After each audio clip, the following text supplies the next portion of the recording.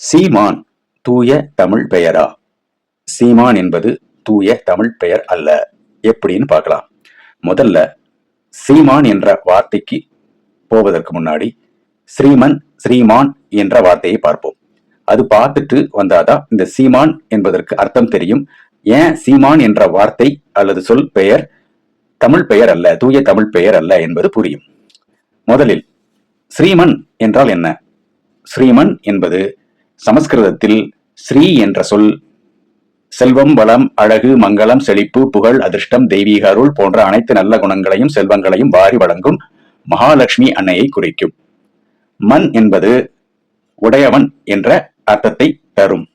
ஆக ஸ்ரீமன் என்ற அர்த்தம், ஸ்ரீமன் என்ற சொல்லுக்கு அர்த்தம் உலகின் தாயான ஸ்ரீ, எப்போதும் அவரது மார்பில் வாசம் செய்பவர் என்று அர்த்தம். இது யாரை குறிக்கும் சொல் என்றால் ஸ்ரீமான் என்பது விஷ்ணுவை குறிக்கும் ஒரு சொல். அதற்கு ஆதாரம் என்ன என்றால் விஷ்ணு சகஸ்ரநாமத்தில் 22வது, 178, 220, 613வது நாமங்களில் வரும் ஸ்ரீமான் என்ற பெயருக்கு ஆதிசங்கரர் விளக்கம் கூறியிருக்கிறார். ஸ்ரீமன் நாராயணன் என்று சொல்லும் போது ஸ்ரீமன் என்பது ஏற்கனவே இப்ப நம்ம பார்த்துட்டோம், அதுக்கு விளக்கம். அதுல நாராயணன் என்பது அனைத்து ஜீவர்களுக்கும் ஆதாரமானவன் என்று அர்த்தம். அப்ப ஸ்ரீமன் நாராயணன் என்று வைணவர்கள் அந்த பகவானை, நாராயணனை, விஷ்ணுவை ஸ்ரீமன் என்ற சொல்லோடு சேர்த்துதான் வணங்குறாங்க, கூப்பிடுறாங்க. ஸ்ரீமன் மகாலட்சுமியை உடையவன், மகாலட்சுமியை உடைய நாராயணன். ஸ்ரீமன் நாராயணன் என்றால் மகாலட்சுமியை உடையவன், மகாலட்சுமியை உடைய நாராயணன், அனைத்து ஜீவர்களுக்கும் ஆதாரமானவன் என்று அர்த்தம். அதனாலதான் ஸ்ரீமன் நாராயணன் என்று சேர்த்து அழைக்கிறாங்க. இது தாயார் சமேதராக, அதாவது தாயுடன் கூடிய தந்தையாக மகாவிஷ்ணுவையும் மகாலட்சுமியையும் நினைத்து வணங்கும் ஒரு சொல் ஸ்ரீமன் நாராயணன். சரி, இப்ப ஸ்ரீமன் என்பதற்கு அர்த்தம் பார்த்தோம். அடுத்தது ஸ்ரீமான் என்ற சொல்லுக்கு அர்த்தம் பார்ப்போம். முதல்ல ஸ்ரீமன் பார்த்துட்டோம், அடுத்து இப்ப ஸ்ரீமான் பார்க்க போறோம். அதுக்கு அடுத்தது சீமான் என்பதற்கு அர்த்தம் பார்க்க போறோம். ஸ்ரீமான் என்றால் என்ன? இப்ப இவ்வளவு நேரம் ஸ்ரீமனுக்கு என்ன விளக்கம் சொன்னோமோ அதேதான் ஸ்ரீமானுக்கும்.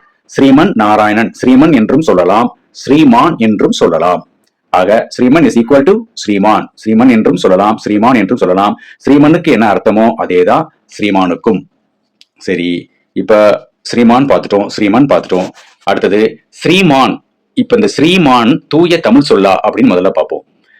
ஸ்ரீமான் தூய தமிழ் சொல் அல்ல, இது சமஸ்கிருத வேர் கொண்ட சொல், வடமொழி சொல் தான். ஸ்ரீயை பத்தி விளக்கம் பார்த்துட்டோம், மான் என்பதற்கும் விளக்கம் பார்த்துட்டோம். இதுக்கு இந்த ஸ்ரீமான் என்று சமஸ்கிருத மொழி, சமஸ்கிருத சொல் என்பதை பார்த்து விட்டோம். அப்ப இதுக்கு நேரான அர்த்தம் கொண்ட தமிழ் பெயர் இருக்கிறதா? தமிழில் இதே பெயர், இதே பொருளுக்கு ஸ்ரீமான் என்ன அர்த்தம்? மகாலட்சுமியை உடையவன் என்று அர்த்தம் பார்த்தோம் ஸ்ரீமான். அதுக்கு இணையான தமிழ் சொல் இருக்கிறதா? இதே அர்த்தத்தை தரக்கூடிய தமிழ் சொல் இருக்கிறதா என்றால் இருக்கிறது. அதுதான் திருவாளர். திரு என்பது மகாலட்சுமியை குறிக்கும். சமஸ்கிருதத்தில் மகாலட்சுமியை ஸ்ரீ என்று அழைப்பார்கள், தமிழில் திரு என்று அழைப்பார்கள். உடையவர் என்பதை சமஸ்கிருதத்தில் மன் அல்லது மான் என்று சொல்லுவார்கள், தமிழில் ஆளர். ஆள் பிளஸ் அர், ஆளர், திரு ஆளர். ஸ்ரீமன் ஸ்ரீமான் என்பதற்கு இணையான தமிழ் சொல் திருவாளர் என்ற தூய தமிழ் சொல்லை பயன்படுத்தலாம். திருவாளர் என்பதுதான் தூய தமிழ் சொல். ஸ்ரீமான் ஸ்ரீமன் என்பது தூய தமிழ் சொல்லல் அல்ல, அது சமஸ்கிருத வேர் கொண்ட சொல்லாகும். சரி, ஸ்ரீமான் என்பதற்கு இணையான தமிழ் சொல் திருவாளர், செல்வர், மதிப்புக்குரியவர் என்று அர்த்தம். ஸ்ரீ என்ற சொல்லுக்கு இணையான தமிழ் திரு, சீர், செல்வம், சிறப்பு என்று பழந்தமிழில் அதை குறிப்பிட்டு கூறுவார்கள். இதைத்தான் பெண்பாலுக்கு ஸ்ரீமதி என்பதை திருமதி, ஸ்ரீ என்றால் லட்சுமியை குறிக்கும், அதற்கு இணையான தமிழ் சொல் திரு.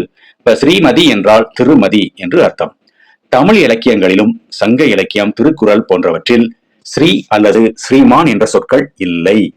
அவை பின்னர் வந்த சமஸ்கிருத தாக்கத்தில் பக்தி இலக்கியம், வைணவ நூல்கள், நவீன காலம் போன்ற காலகட்டங்களில் பயன்படுத்தப்பட்டவை.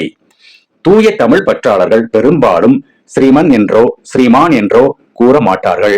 அவர்கள் அதற்கு இணையான தமிழ் சொல்லாக திரு அல்லது திரு ஆளர் என்றே பயன்படுத்துகிறார்கள். எடுத்துக்காட்டுக்கு திருவிக, திரு சி சு செல்லப்பா, இப்படிலாம் சொல்றோம்ல, பெரியவர்கள், ஆண்டோர்கள், தமிழ் சான்றோர்களை சொல்லுகிறோம் அல்லவா? அது மாதிரி திரு என்ற வார்த்தையை ஸ்ரீக்கு பதிலாக திரு என்ற வார்த்தையும், மான் என்பதற்கு பதிலாக ஆளர் என்ற வார்த்தையும் பயன்படுத்துகிறோம். ஸ்ரீமான் என்பதற்கு இணையான தமிழ் சொல் திருவாளர். ஆனால் இன்றைய பயன்பாட்டில் இன்னமும் வைணவ சூழலில் ஸ்ரீமான் மிகவும் பொதுவாக இருக்கிறது. அது தவறில்லைதான், ஆனால் அது தூய தமிழ் என்று சொல்ல முடியாது. சரி, இப்ப நேர விஷயத்துக்கு வருவோம். இவ்வளவு நேரம் ஸ்ரீமன் என்பதற்கு விளக்கம் பார்த்தோம், ஸ்ரீமான் என்பதற்கும் விளக்கம் பார்த்தோம். ஸ்ரீமான் தூய தமிழ் சொல்லா, ஸ்ரீமன் தூய தமிழ் சொல்லா என்பதையும் பார்த்தோம். அது தமிழ் சொல் அல்ல, சமஸ்கிருத வேர்ச்சொல் என்பதை பார்த்தோம். அதற்கு இணையான தமிழ்ச்சொல் என்ன என்றால் திருவாளர். ஸ்ரீக்கு திரு என்றும், மான் மண் என்பதற்கு ஆளர் என்றும், ஸ்ரீமான் ஸ்ரீமன் என்பதற்கு திரு ஆளர் என்றும் பார்த்தோம். திருவாளர் என்ற தூய தமிழ் சொல்லை பார்த்தோம். சரி, இப்ப அடுத்தது சீமானுக்கு வருவோம். சீமான் என்ற சொல்லுக்கு வருவோம்.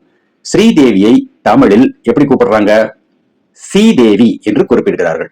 ஸ்ரீ என்பதை தமிழில், அது ஸ்ரீ என்பது வடமொழி சொல் என்பதால் அதை தமிழில் குறிப்பிடும் பொழுது சி என்ற சொல்லை பயன்படுத்துகிறார்கள்.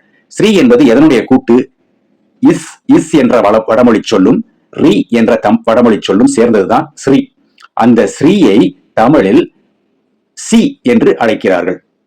அதனால் ஸ்ரீதேவி சீதேவி என்று அழைப்பதை போல் ஸ்ரீமான் என்ற வடமொழி வேர்ச்சொல்லை, சமஸ்கிருத வேர்ச்சொல்லை தமிழில் சீமான் என்று அழைக்கிறார்கள். அப்ப சீமான் தூய தமிழ் பெயரா என்றால் அல்ல.